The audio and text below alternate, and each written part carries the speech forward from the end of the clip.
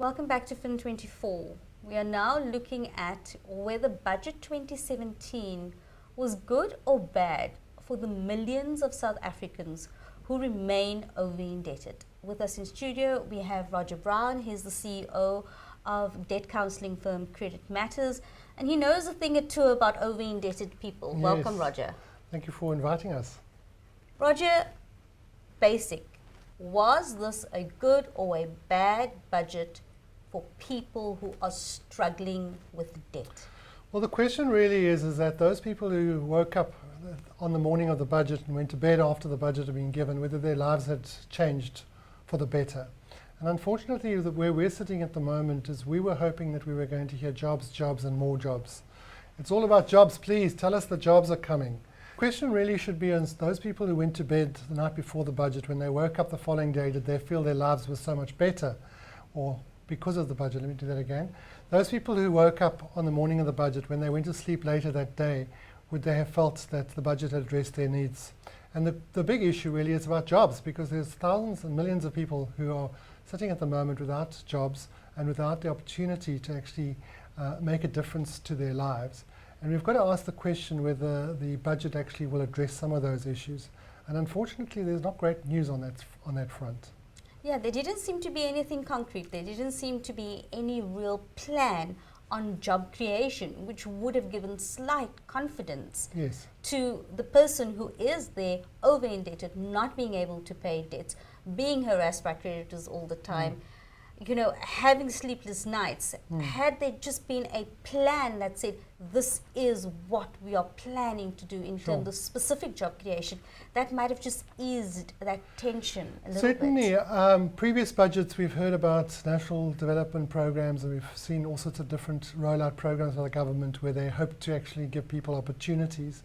And the budget seemed to be a bit quiet on those kind of issues, which unfortunately makes people a bit disillusioned in how the finances are going. We were very surprised and disheartened to hear that the government is able to talk about 1.3% growth. They should actually be, they should be apologizing for that.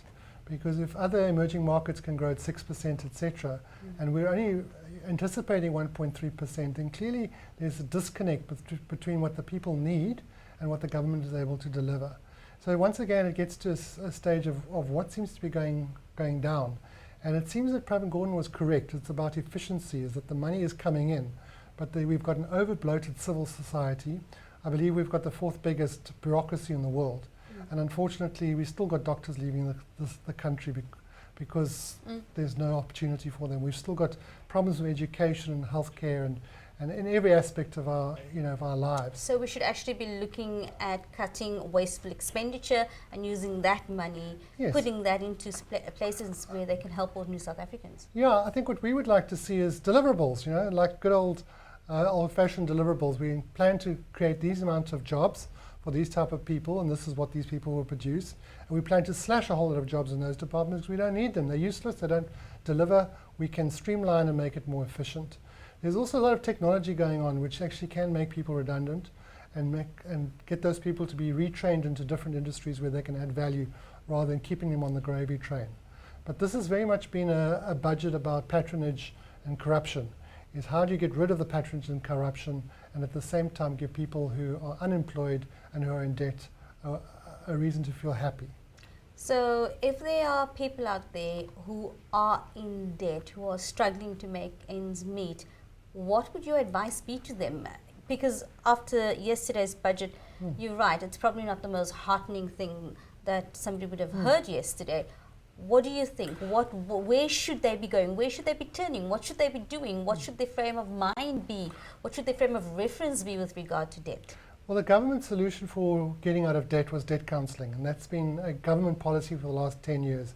There's an act in place that helps South Africans who are ever indebted get out of debt. And that's the National Credit Act. The National Credit Act. And what has the National Credit Act, how has the National Credit Act affected over-indebted consumers in the last What we were hoping years? to see is the National Credit Act and debt counselling came about 10 years ago. It came about. And we were hoping to see people out of debt counselling now and back into the expenditure cycle where they can go and buy houses and cars and dishwashers and all those things that they need. Now, because people have not gone into debt counselling fast enough, those people, there's still a lot of people who are over indebted and who are busy deleveraging and actually spending less every month, which doesn't help create jobs at all. So it's almost take the bitter pill now, get under debt counselling at the moment, do the right thing, get out of debt, and then let's all go out there and start creating jobs again. How many people in South Africa are currently over indebted? I think they reckon at least 10 million people need to be under debt counselling at the moment. And unfortunately, yeah, we don't have those numbers coming through the program yet. Is that a very worrying statistic? Because just from my perspective, if 10 million people are struggling to pay their accounts, does that get taken into account in terms of joblessness even? Well, certainly, I think the problem is those people who can't pay accounts become part of the problem rather than as part of the solution. So it's so easy when you're putting together a budget to forget about those people. That's what I'm saying. Yeah. Have they been forgotten? Yes. It seems that they know 10 million people is enough to make an impact, yet I didn't hear anything about those 10 million over-indebted South Africans. And 10 million over-indebted South Africans certainly plays a role in the economy. Yeah. And it's a government choice. Either they have to let business create those jobs and get people moving in the right direction, or alternatively they need themselves to create jobs for every South African. And unfortunately, South African government and all other governments have got the same problem, is that when they start to create the jobs, they create the gravy trains, they create the feeding troughs, and they create the inefficiencies. So what we would like to have seen in the budget is there was a vote of confidence that our economy was going to soar, that the jobs were going to be created, that there was a plan to get us out of over-indebtedness, and that we were going to be in an environment where businesses felt that they could go out there and start to invest in the economy and start growing it in the right direction. Then once that's happened, there'll be more tax to collect, and once the tax gets collected, then they can spend it on education, healthcare, and those type of things.